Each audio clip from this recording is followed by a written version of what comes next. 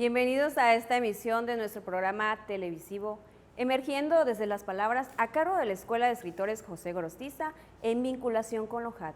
Yo soy Anaís Guadalupe Arias Pérez y estamos felices de tenerlos una vez más con nosotros para presentarle el programa titulado El libro, seguiré siendo palabra en tu futuro.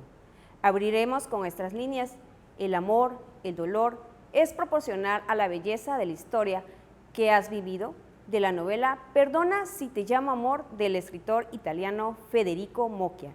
Líneas como estas mueven las fibras más profundas del alma del ser humano y nos hace reflexionar sobre la vida, el amor, la emoción, el control de esta, la expresión literaria, puede ensanchar nuestros horizontes humanos, culturales, históricos y filosóficos, porque la literatura no habla con la visión fotográfica, sino con la visión del lenguaje que nombra y viene de adentro del ser.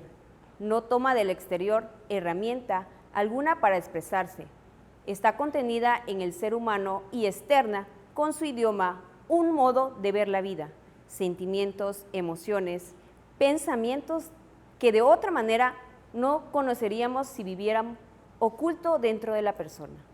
La literatura es magia, es ficción y la realidad va más allá del puro cuento para entretener o para olvidar que vivimos bajo la tragedia humana de extinguirnos algún día bajo el fuego del odio, la venganza, la envidia, la guerra. También es esperanza, amor, lucha, felicidad. A decir de la UNESCO, el Día Mundial del Libro y del Derecho del Autor es una celebración para promover y el disfrute de los libros de la lectura.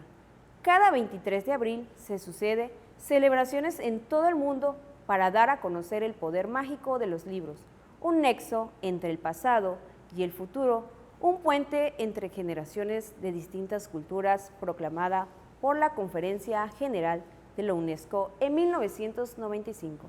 Esta fecha simbólica de la literatura universal coincide con la desaparición de los escritores William Shakespeare, Miguel de Cervantes e Inca Garcilaso de la Vega. Tales motivos hacen que el 23 de abril de cada año se celebre en todo el mundo el libro como el símbolo del saber y la cultura. La propiedad intelectual es protegida a través de la propiedad industrial y los derechos de autor. El derecho de autor es el reconocimiento que el Estado hace en favor de los creadores de obras literarias y artísticas, en virtud del cual se otorga protección al autor y el goce de beneficios exclusivos de carácter personal y patrimonial. En materia de derechos de autor, se aplica la Ley Federal del Derecho de Autor. Su aplicación administrativa corresponde al Ejecutivo Federal por conducto del Instituto Nacional del Derecho de Autor, INDAUTOR, y en los casos previstos por la ley del Instituto Mexicano de Propiedad Industrial. ¿Estás listo para hacer este viaje sobre el libro con nosotros? Quédate con nosotros y sumérgete en el fascinante tema del libro y la propiedad intelectual. Transmitimos por el canal 35.1 TVUJAT y www.tv. Síguenos en redes sociales. Bienvenidos.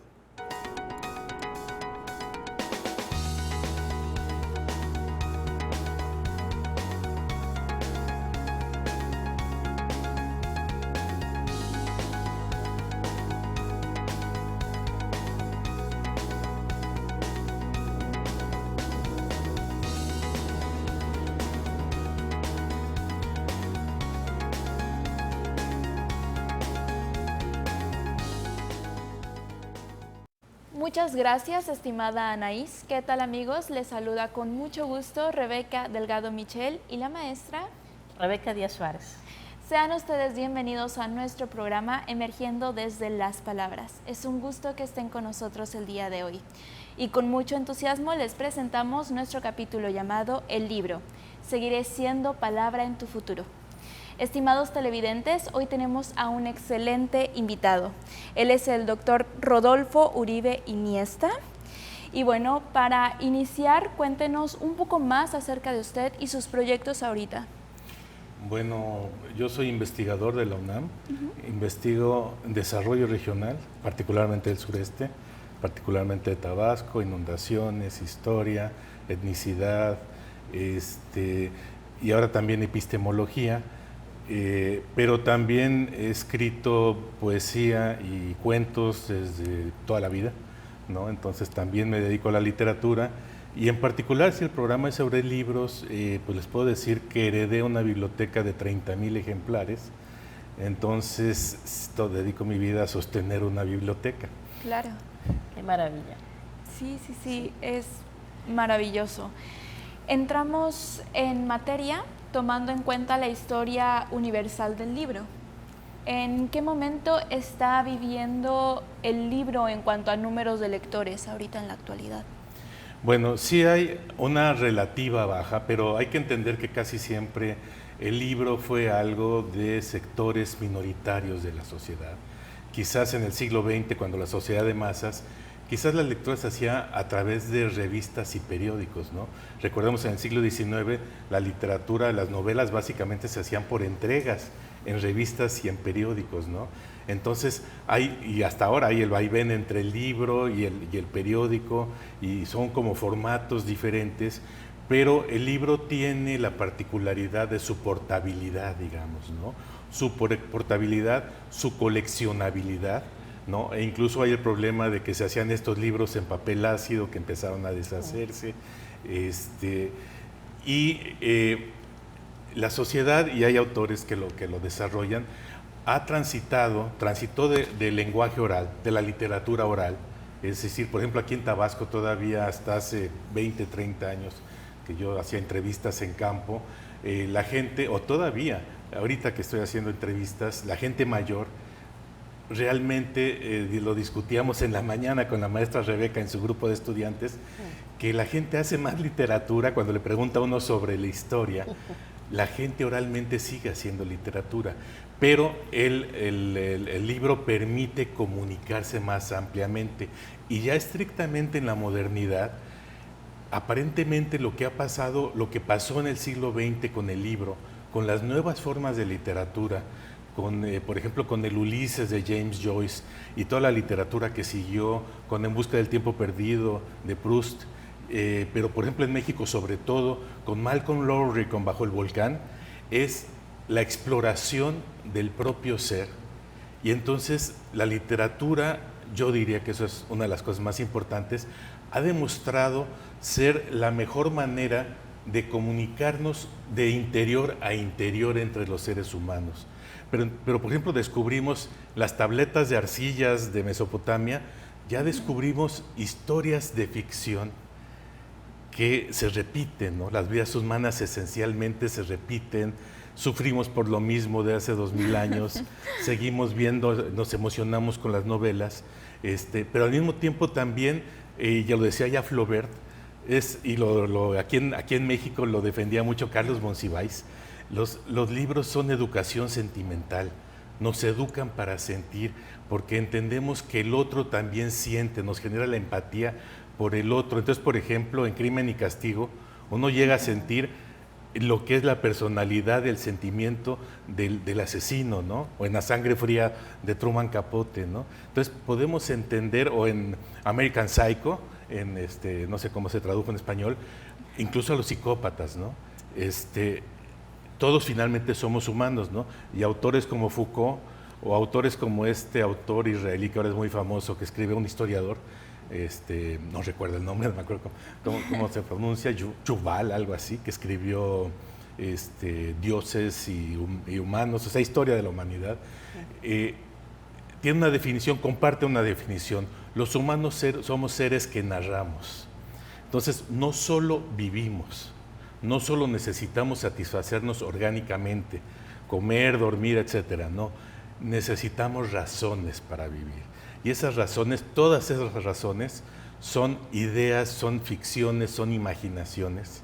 Y este autor israelí ahora, por ejemplo, está señalando algo bien interesante. Por lo tanto, pueden cambiar. Por lo tanto, podemos cambiar. Y eso es lo que ha cambiado. Y autores hasta como Hegel y Marx decían, cada época sueña la siguiente. Y, por ejemplo, ahorita todos tenemos claros, por ejemplo, con la inteligencia artificial, que todos lo soñaron ya los autores de ciencia ficción, ¿no? Entonces, si leemos 1984, si leemos 2010, Odisea del Espacio, si leemos Un Mundo Feliz de Aldous Huxley, ahí ya se habló de lo que podía ser la inteligencia artificial. Sí. Ya sabemos, y 50, 60 años antes de que se creara, ¿no? Sí. Y algo similar, había hecho también Julio Verne en su época. Totalmente. Con toda esa ficción que creó, que después se vio en la vida humana, es algo sorprendente, sí. Doctor Rodolfo, es un verdadero gusto que nos esté acompañando aquí en este programa, que cada 15 días tiene el público de Tabasco y más allá de Tabasco, poder, ¿verdad?, escuchar a distintas personas desde su punto de vista, aportándonos siempre algo muy valioso, ¿no? Hace ratito mencionó algo, la generación siempre está soñando a la siguiente, ¿no? Y nosotros soñábamos, por ejemplo, tener más acceso a los libros. Y aunque pareciera una pregunta ya respondida, pero creo que siempre hay cosas que replantearnos, ¿no? En cuanto al el acceso al libro, ¿realmente qué momento considera usted que está viviendo ese acceso a los libros el día de hoy? Pues yo quisiera, ahorita que estamos hablando, me acordé de una anécdota de ayer. No recuerdo el nombre de la compañera, aunque la conozco desde hace muchos años, una de las compañeras que atienden la librería de Fondo de Cultura Económica aquí en el SICOM, me contó una anécdota preciosa. Dice que ella trabajaba en la librería José Martí, de aquí de la UJAT, y que llegó un día un señor y que no sabía quién era este señor ya mayor, y le dijeron, pues es Jaime Sabines.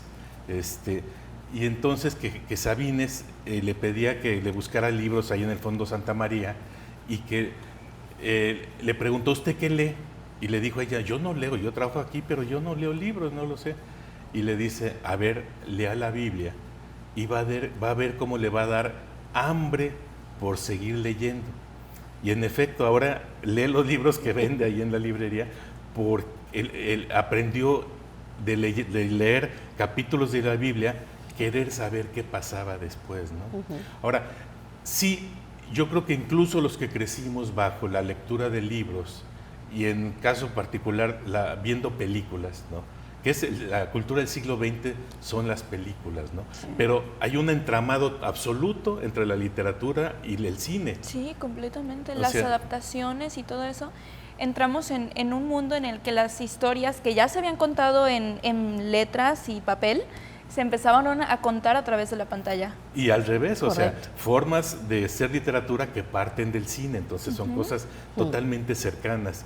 Y el asunto es que aunque a los que crecimos en esta época de libros y películas, también nos hemos hecho adictos a las redes sociales y a las formas del internet, al TikTok, a todas estas plataformas.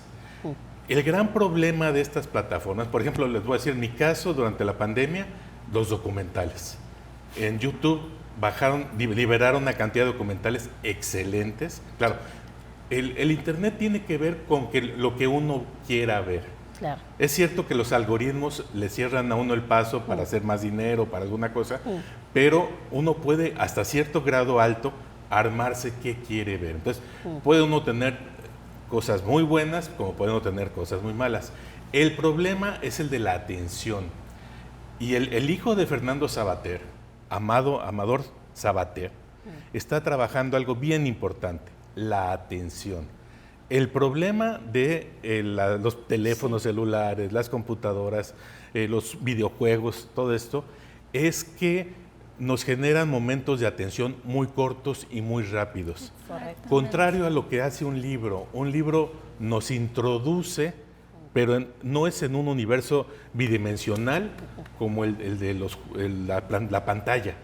El libro nos introduce totalmente, vivimos el libro, porque lo vivimos mentalmente de una manera total, ahora sí que digamos en 360 grados, pero vivimos las emociones, cosa que no necesariamente nos da una pantalla. Correcto. Entonces, por eso la forma literaria, la forma de información, incluso los textos científicos. Claro. Yo, por ejemplo, yo lo que prefiero leer es la historia, ¿no? Entonces, por ejemplo, yo por conocidos me estoy enterado de que Juan Rulfo lo que prefería leer era las crónicas de los conquistadores españoles, o sea, leer el español antiguo del siglo XVI, que, por ejemplo, si queremos leer en su versión original el Cantar del Mío Cid, necesitamos un diccionario. Sí. Es español, pero es Claro. otro español, Sí. pero eso enriquece nuestra manera de hablar, o sea, lo ponen como un ejercicio para escritores, ¿no? Claro. Sí, sí, sí. Podríamos decir que la evolución del libro se vive con su formato, su repositorio o su protección, ¿no? Pero ¿cómo ve que la lectura es más individual de lo que era o es de igual manera en la actualidad? Bueno, obviamente es más individual, igual que en toda la sociedad, todo se volvió. Somos, dice un sociólogo inglés, Anthony Giddens, somos más autosuficientes en todo, porque antes dependíamos de todo, de instituciones como la familia, la pareja, etcétera. Y ahora pensamos por nosotros mismos como individuos, sin la pareja, sin la familia. Pero el libro hay un autor francés, ahorita no recuerdo el nombre, que tiene unos trabajos fabulosos sobre la manera en que se leía.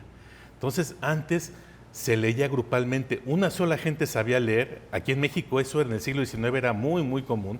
O sea, todas estas grandes novelas mexicanas del siglo XIX, que hay varias, de Altamirano, de Los bandidos de la hoja, Manuel Paino, todos esos autores, se vendían mucho, pero la manera de leerlos era una sola persona sabía leer y 20 o 30 personas escuchaban lo que iba leyendo de la novela. Entonces era una acción colectiva y era como una emoción colectiva y generaba sociedad, generaba entramado social, ¿no? Poco a poco pues se fue haciendo más interior la lectura, pero además se leía siempre en voz alta.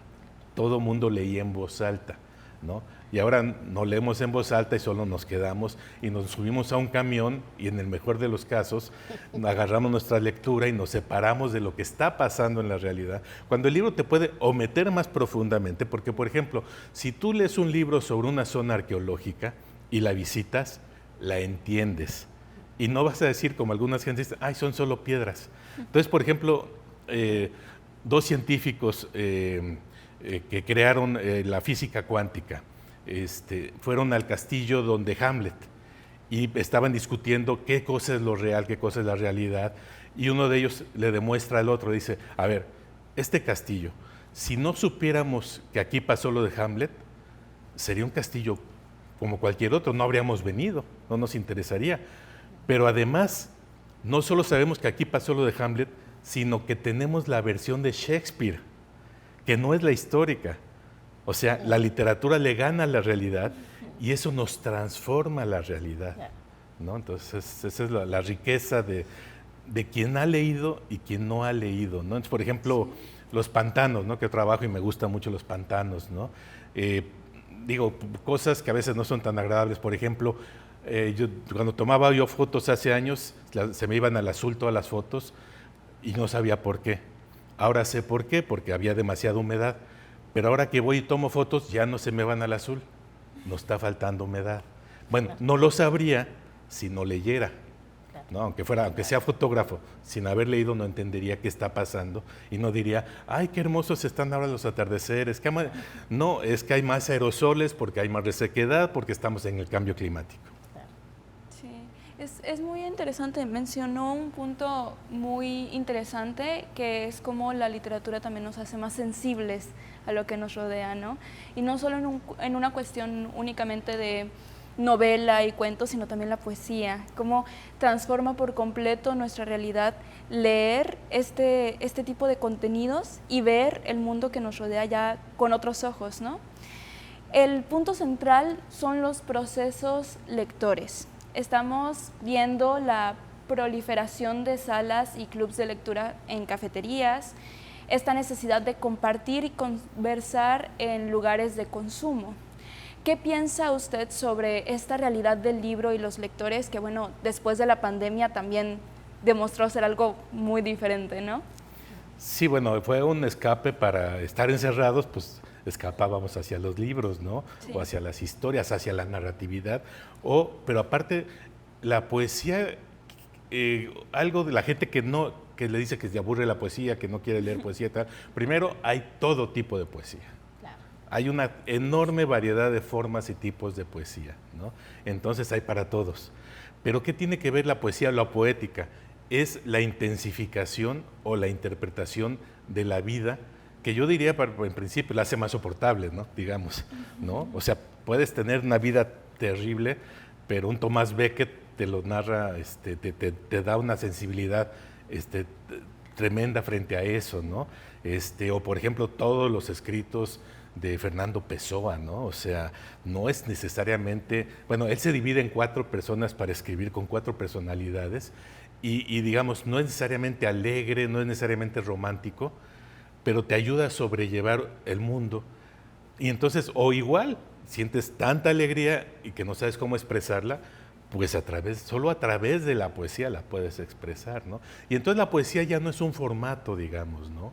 Lo importante es la poética, ¿no? Y por eso hay eso que dicen poesía en prosa o verso libre, que no sé qué, que bueno, que tiene que ver con, por ejemplo, los beatniks, ¿no? La poesía de Estados Unidos de los años 50 para acá, que tiene que ver con el rock and roll, y entonces algunas generaciones nos identificamos con esa, ¿no? Incluso más que con la poesía mexicana, salvo José Carlos Becerra, que en mi opinión es el único poeta contemporáneo mexicano, ¿no? Yo digo, o sea, Pellicer es perfecto como poeta, ¿no? Pero a mí no me habla. Y José Carlos Becerra, yo lo conocí antes de conocer a los amigos de José Carlos, porque los amigos de José Carlos fueron mis amigos, o sea, fueron mis maestros, fueron la gente mayor que me contrató, que me trajo a Tabasco, eran los amigos personales de José Carlos, pero yo no lo conozco, me habla más por leer su poesía que por las anécdotas que me cuentan sus amigos, ¿no? Entonces, y además es una forma de comunicación con gente con la que no esperas tener nada en común, y que de pronto te dice, esto me está hablando de la vida, de mi vida o de otras vidas posibles. Te da consuelo, la poesía consuela mucho, claro. Los momentos difíciles te da mucho consuelo, y esto de la posibilidad de expresar alegría, ¿no? Y claro, comunicarte con el otro, que es lo obvio en la poesía, ¿no? Sí, la poesía es buscar comunicarse con otra persona, ¿no? Y doctor Rodolfo, desde ese punto de vista, ¿qué libros han dejado huella en usted y por qué influyeron en usted? Bueno, pues es una pregunta difícil, incluso en una tesis que dirigí a la maestra Guadalupe Azuara, sí. Planteaba esa pregunta, y cuando me la apliqué a mí no la pude contestar porque decíamos 3 autores. En realidad sí he leído muchos, y depende la hora, depende del día, depende del tiempo. Ahorita estoy leyendo a Hans Magnus Essenberger, sus ensayos políticos, por ejemplo, pero digamos es un poquito rebuscado el autor. Y hay un autor brasileño que tiene una novela. En 1967 se hicieron, yo pienso, 2 de las mejores novelas más importantes latinoamericanas. Una de ellas es obviamente 100 años de soledad, y la otra se llama Gran Sertão, Veredas, de José Guimarães Rosa. Entonces ahorita estoy leyendo los cuentos de José Guimarães Rosa, que es un autor brasileño fabuloso, y también de los autores brasileños que no se conocen mucho ahora, pero que es fabuloso, es Jorge Amado. Todas las novelas de Jorge Amado, Los Capitanes de la Playa, Los Viejos Marineros, son fabulosas, ¿no? Son increíbles, son alegres, son súper coloridas. De Elena Garro, Los Recuerdos del Porvenir, es una gran novela. Entonces yo digo que de las novelas mexicanas mejores del siglo XX, Pedro Páramo, obviamente, Recuerdos del Porvenir de Elena Garro, Se está haciendo tarde final en la laguna de José Agustín, que acaba de morir, y La sombra del caudillo de Martín Luis Guzmán, ¿no? Para mí serían las mejores novelas, aunque admito que no he leído, aunque lo conocí en la Universidad de Guadalajara, a Fernando del Paso, admito que solo leí Solo leí su libro sobre Carlota y Maximiliano y no me gustó mucho. Noticias del Imperio. Pero me dicen que José Trigo y Palinuro de México son excelentes, ¿no? Pero ahí pasa, hay que admitir lo que ha leído uno y lo que no ha leído, porque además siempre hay algo más que leer. Yo digo que ahorita estaba oyendo de Radio Hat el programa sobre el alcoholismo. Pues este es otro vicio, ¿no? Y sabe uno que es un vicio porque siempre esperas encontrar la respuesta en el siguiente libro. Sabes que no es cierto, pero siempre necesito ahorita buscar ese otro nuevo libro que me falta porque ahí voy a encontrar lo que busco, ¿no? Sí, sí, sí. Bueno, estamos a punto de cerrar nuestro primer segmento. Qué gran plática estamos teniendo. Pero antes de irnos, querido Rodolfo, ¿por qué no nos menciona un dato relevante, histórico, acerca del libro en nuestro país? Híjole, no sé cuál sería el momento. Yo te diría 1962, los libros de texto gratuito. O sea, es que desde nuestra perspectiva no nos damos cuenta.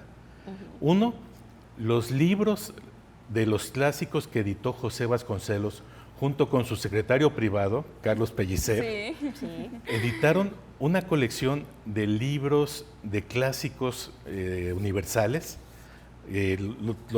las tragedias griegas, a Goethe, a Shakespeare, a todos los clásicos, y los pusieron en todas las escuelas del país. Ese es un hecho fundamental. Y después, ahorita ya no lo valoramos, el momento en que los libros de texto gratuitos llegaron a todas las escuelas. Fascinante, sí. Les agradecemos que están en sintonía con nosotros. Vamos a unos cortes promocionales y regresamos con Emergiendo desde las Palabras. Volvemos en breve.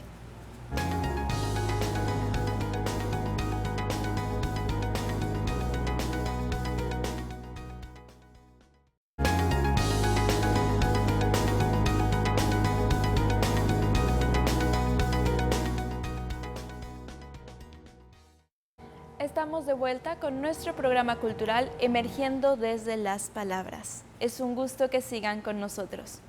Recuerden que la Escuela de Escritores José Gorostiza y la Universidad Juárez Autónoma de Tabasco trabajan en conjunto por el bien de los profesionales de la palabra y la difusión cultural.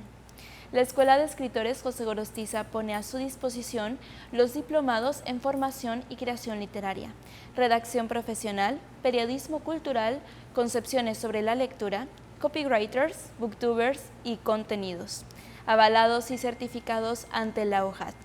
El curso de redacción y ortografía, entre otros, una sala de lectura infantil y el taller literario Litearte y corrección.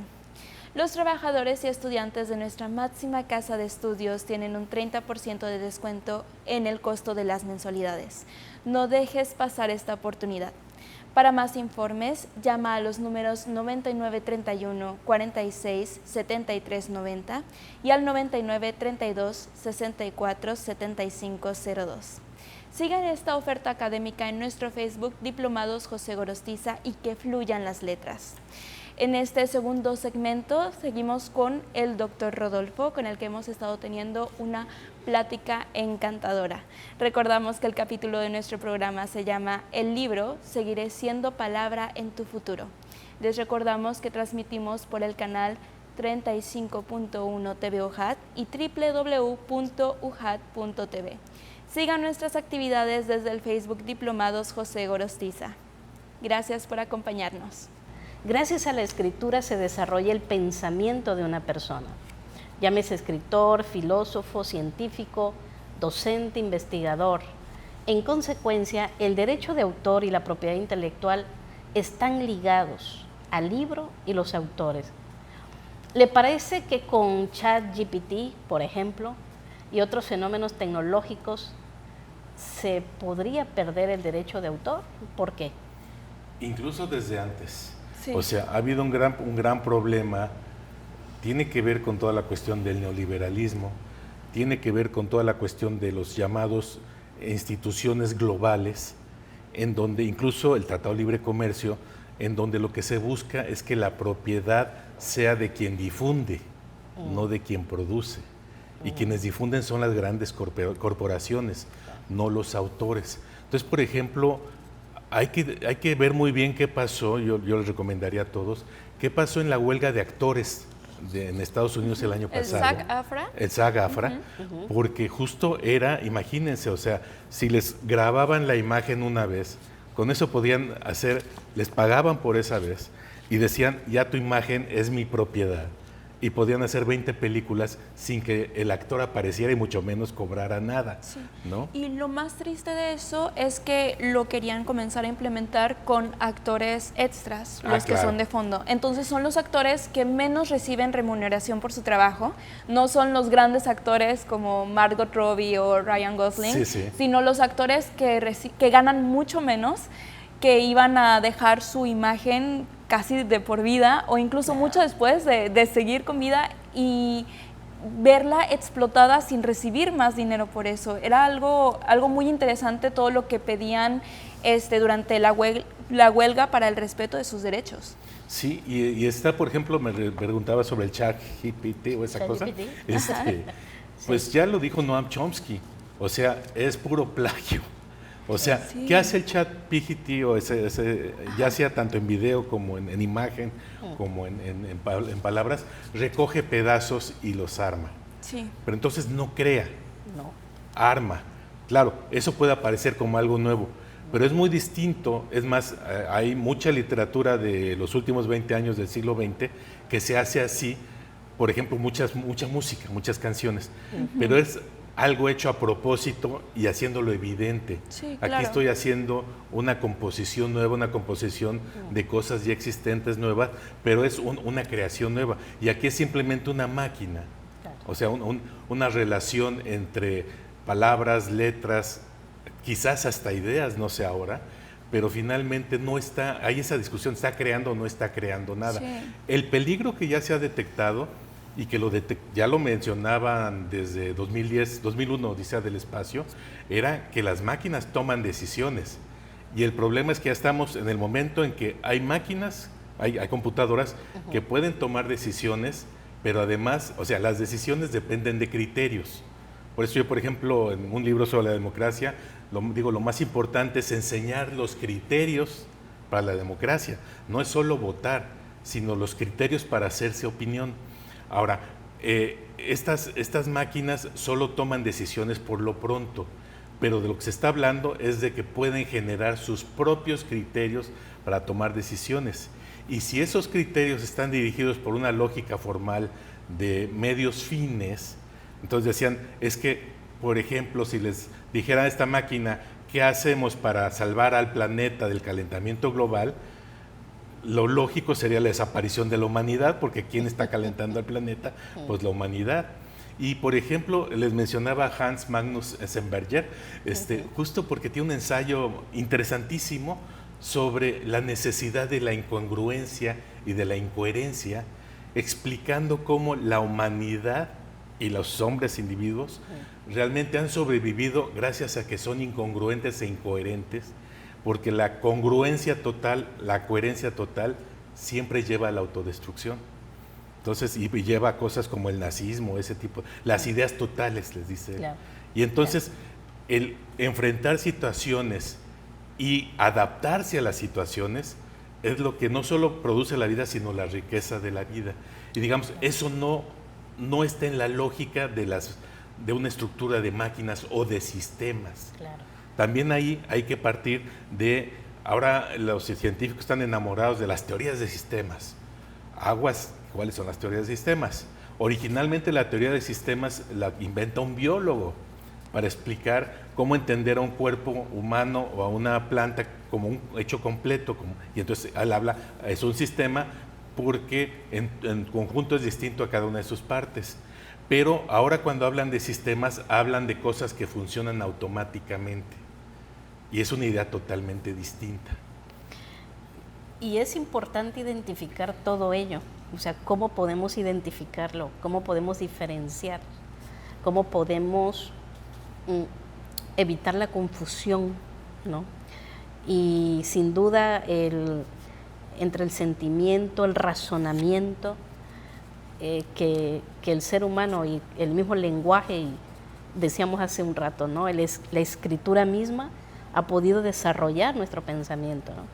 Es lo que a veces decimos con hoja de, no crean que puros clics nos va a desarrollar el pensamiento, ¿no? O sea, no. Entonces, esto es muy importante que lo escuche el público, porque formar estos criterios es fundamental para saber cómo guiar a la juventud de hoy, ¿no?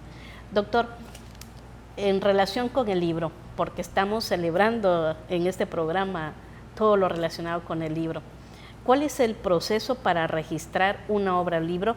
Ya que a veces muchas personas se preguntan, ¿y cómo le hago para hacer un libro? ¿Cómo le hago para publicarlo? Y todo este proceso. Usted, con su experiencia, ¿qué nos puede responder? Yo lo primero que recomendaría es escriban el libro.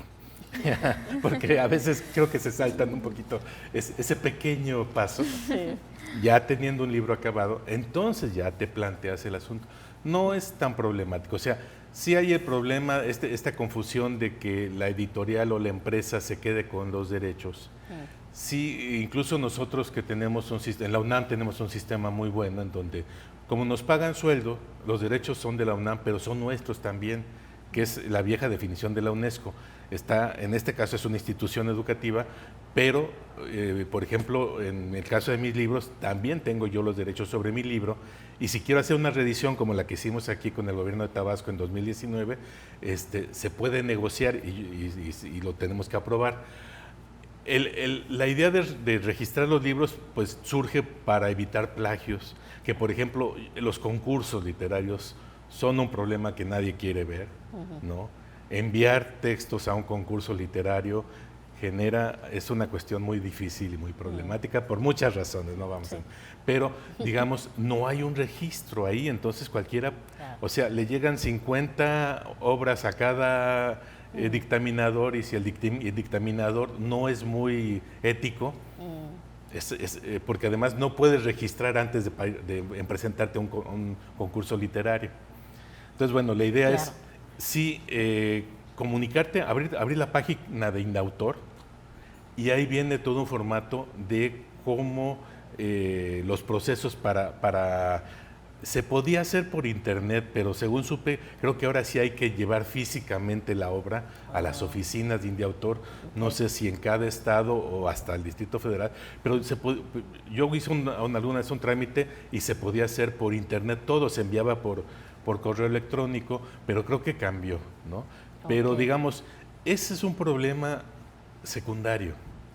El primer problema es escribir un libro y escribirlo con aire crítico, lo mejor que se pueda. Pensar que un libro y una poesía más todavía es un objeto de orfebrería, que hay que estarlo tallando y tallando y corrigiendo y corrigiendo hasta que llega el momento en que uno ya no puede más. Y si puede uno, tiene alguien de confianza que se lo corrija, pues mejor todavía. Y en ese momento ya preocuparse por registrarlo. Y bueno, lo que están haciendo las editoriales es que para no errarle, según ellos, de que se va a vender, solo publican lo que ganan los concursos.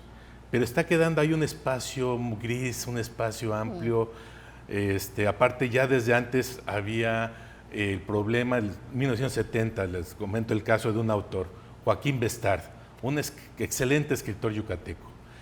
Ganó un premio nacional de literatura, no sé cuál de los premios, que se daba anualmente, ¿no? El más prestigiado, no me acuerdo el nombre. Pero después siguió escribiendo novela, pero como vivía en Yucatán y era yucateco y demás, no tenía los contactos con los lectores de las editoriales industriales mexicanas o extranjeras, y no le publicaron sus últimas novelas. Algunas de ellas son maravillosas. Por ejemplo, la mejor novela sobre la guerra de castas se llama El cuello del jaguar, es de Joaquín Bestard. Y él me lo dijo, no se lo publicaron porque no era parte, bueno, de los conocidos de entonces. Después la cosa se puso peor. Para que te publiquen, para que te dejen leer, etcétera, etcétera, tenías que ser del taller de fulanito de tal, del fulano de tal. Y eso creo que todavía sigue. Pero entonces eso lo que ha hecho es uniformar a la literatura. No sé si se han dado cuenta lo que ha pasado con la literatura mexicana contemporánea, se ha uniformado, se ha hecho aburrida, se ha hecho como que hay lo mismo, Sí. y se perdió. O sea, venimos de una época de gran riqueza con José Agustín, con Parménides, con estos autores de la onda que rompieron con todo, con Carlos Fuentes que hacía cosas totalmente distintas, y ahora hay una cierta homogeneidad, pero es por lo que se publica, es por la selección. No es que se esté produciendo menos o más homogéneo, es que no está llegando a las editoriales, o las editoriales no lo están haciendo llegar al público, y si se dan cuenta, está ganando la literatura extranjera. Sí. Claro. O sea, y Mucho, hay muy buena claro. literatura, no necesariamente, por ejemplo, yo diría, no necesariamente la mejor literatura latinoamericana, que es excelente, pero los últimos años ya no nos está llegando. Ahora, tiene que ver también con el Tratado de Libre Comercio. Sí. Y- Pero sí. es cierto, por ejemplo, muchos jóvenes, por ejemplo, de mi edad que conozco, que nunca han leído clásicos latinoamericanos, nunca han leído autores latinos, y toda la lectura que llega a ellos es lectura extranjera, y luego son escritores, y cuando los lees al escribir, te das cuenta de que son personas que nunca han agarrado un libro que fue escrito por latinos, por mexicanos, porque la forma en la que escriben es completamente diferente un texto que llega a ti al ser traducido al español que un texto que originalmente es español. No, es justamente, estás en el clavo. O sea, Sí. el problema es que te acostumbras a leer traducciones. Exacto. Ahora, hay de traducciones a traducciones. ¿Dónde queda el sentido Es- del idioma original? No, es que es bien difícil. Por ejemplo, yo había leído La Guerra y la Paz, y pues me enteraba de quién ganó tal batalla, quién hizo tal chisme, tal cosa y tal.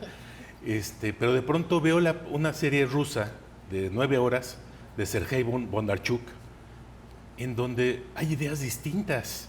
Digo, esto no estaba en la versión que yo leí de La Guerra y la Paz. Sí. Me pongo a buscar y encuentro la edición de Alianza Editorial. Es otra cosa totalmente distinta. O sea, se hacen las ediciones baratas, digamos, ¿no? Ajá, sí. Me ha tocado con Los Miserables y La Guerra y la Paz, que son muy grandes, y traducciones que simplemente era traducir lo que pasaba. Y estas otras traducciones que sí contienen las ideas que expresó el autor. O sea, León Tolstoy, lo interesante no es que te describa una batalla, es que te hace, por ejemplo, el argumento básico de La Guerra y la Paz es: nadie hace lo que piensa hacer, ni siquiera Napoleón. Y entonces, cuando está bien traducido, entiendes cómo lo que le interesa a Tolstoy es el caos, que es pues, una guerra, pero el caos que es la vida humana, y de la cual como un tipo que no sabe ni tomar decisiones termina derrotando a Napoleón. Pero en la traducción mala no te das cuenta de esa historia, ¿no? Y no se diga pues las otras novelas, ¿no?, de Tolstoy. Entonces, ¿qué pasa? Si lees malas traducciones de novelas americanas o cosas así, terminas escribiendo con una lectura muy pobre. Otro problema. A mí me ha pasado que yo escribo de pronto un artículo en inglés y lo envío, y me lo rebotan, me rechazan. Está mal escrito porque esto no existe en inglés. Y entonces voy y les voy con Shakespeare, o les voy con, ¿cómo se llama? El del The Crucible, el de Las Brujas de Salem, ¿cómo se llama? Y ¿cómo se llama? El vendedor, bueno, La muerte del viajero, La muerte del vendedor, Arthur Miller. Y les demuestro que sí existen esas formas del inglés. Lo que pasa es que quieren escribir en un tipo de inglés estereotipado, contemporáneo. Pero les demuestro, es que, ¿qué pasó? Porque ahí está algo de que, ¿por qué necesitamos estudiar la historia? El imperio más fuerte en el siglo XVI era el español, y por eso la última obra de Shakespeare, que ya no se editó, era una adaptación del Quijote. No era, o sea, al revés, los ingleses copiaban a los españoles. Pero entonces la sintaxis del inglés, la sintaxis de Shakespeare es sintaxis parecida a la del español. Ahora, con los siglos se cambió, se simplificó, pero sobre todo con la cuestión de la técnica, se inventó esta idea, y la técnica y la ciencia numérica, la ciencia que cree que solamente las matemáticas es la ciencia, se les olvidan que la ciencia son lógica más ideas que pueden representarse mediante la matemática o mediante las palabras, de cualquiera de las dos maneras. Dicen, por ejemplo, para publicar un artículo, tienes que redactar en frases cortas, y hay un enorme problema. El español se hace con oraciones subordinadas, ¿no? Y entonces, por ejemplo, yo sí he tenido mucha discusión. Claro. Yo fui corrector de estilo yo mismo, en algún tiempo trabajé. Entonces, sí tengo muchos problemas de que me dicen, me han rechazado artículos, claro, porque hago oraciones subordinadas, y les llevo a García Márquez, digo, esto es español, tú quieres que escriba en inglés, pero entonces te escribo en el idioma inglés, ¿no?